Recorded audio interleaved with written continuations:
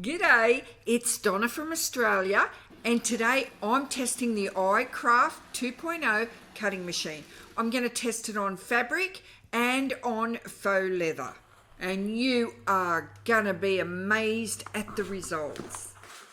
My test is going to have a variety of different shapes in both the fabric and on the faux leather. And I also really put it to the test by cutting out these tiny little holes. I'll start by using the fabric. It's always best to iron on some adhesive interfacing before you start cutting. And I'm going to use a genuine fabric grip mat, and with the wrong side facing down, press it really well onto the mat. These are my cut settings. I'm using the fine point blade. I'm having a force of 10, my speed will be 3, and my passes will be 2. I always like cutting slower rather than flat out. The best thing you can do is always cut out a test. I'm cutting out a square, a circle, and a triangle, and it just so happens that the settings are cutting perfectly. So I don't need to make any changes. I can now go ahead and cut whatever it is I want to make out of this piece of fabric. Just say I was making a boxy little zipper pouch. So I'm going to test these 3 shapes. The first shape is just a square with rounded corners. This would be a typical cut if you were making a little pouch. My speed is set to 3. And I've left it in real time just so you can see that my machine is under no pressure. It is just gliding around this fabric easily. Now this one here is going to cut the notches that I would line up to the gusset. So it's just a little slit on all 4 sides.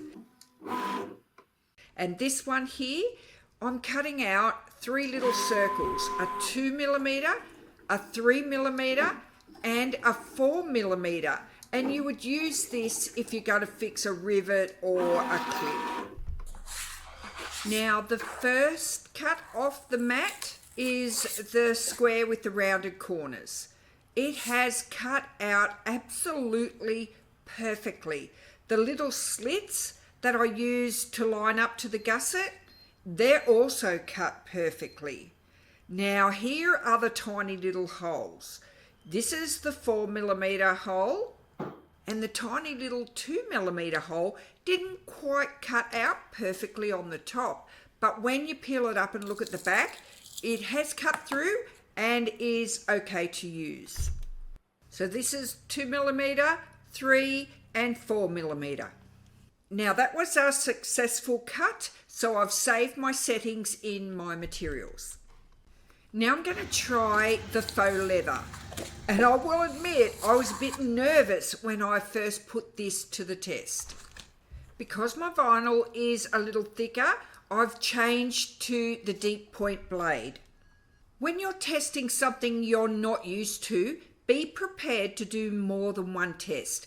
This is my first test of 3. My settings are, as I said, the deep point blade. My force I've put at 10. My speed I put 2, and passes I've also made 2. I didn't hop straight into my project. I'm testing with a little square, a circle and a rectangle just to see how these cuttings go. Right, it cut out perfectly. The only thing I didn't like about these particular settings was it cut deep into my mat. Just look at the top 3 shapes and you'll see how dark they are and that they show up on the back of the mat. That is too deep for my likings. So I need to back off the force so it doesn't cut as deep. Test 2. I'm still using the deep point blade. Force 8, speed 2, passes 2. And I start cutting. Oh gosh, look what happened. I couldn't believe it. I thought, no way. It should have been cutting easier because I backed off the force. Now I don't think I stuck it on the mat as good as I did the first time. Maybe, I'm not 100% sure, but it really made a mess of these shapes because it moved around. A bit of painter's tape would have worked well for this one. Now I'm going to do test cut 3 and I get it right this time. I'm changing over to my fine point blade, and this is so I don't cut right through my mat. My settings are fine point blade, force 10, speed 2, passes 3. This time I'm cutting out my square with rounded corners and the notches again. You'll notice I'm passing my fingers over the top of the vinyl, and this is just so it doesn't move. Whatever you do, do not press heavy that you're interfering with the movement of the mat. Now it's cutting the little notches on the side, and this is in real time, by the way. I have not sped this up so you can see how easily it is cutting.